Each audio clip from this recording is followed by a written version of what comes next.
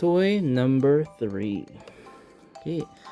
So this is an alpaca. Okay, so alpaca. So ito ay parang ano ba to? Alpaca ano ba siya? Parang yung llama or parang iba siya. Not sure if this is the same one na nandun sa ano ba yan, yung Emperor's New Groove. Alpaca ba siya doon? Parang, correct me if I'm wrong, yung si Kuzco is naging alpaca. So I'm not sure, but let me know in the comments if I'm wrong or if I'm right.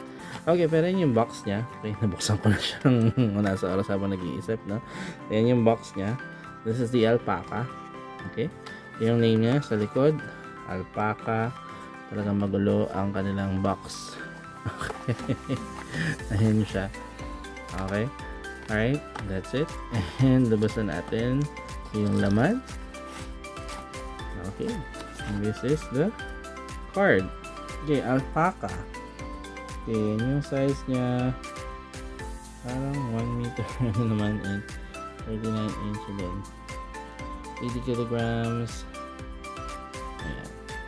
Hindi na detalye. Nakita nyo naman na. Okay. Para mabilis tayo mag-unbox.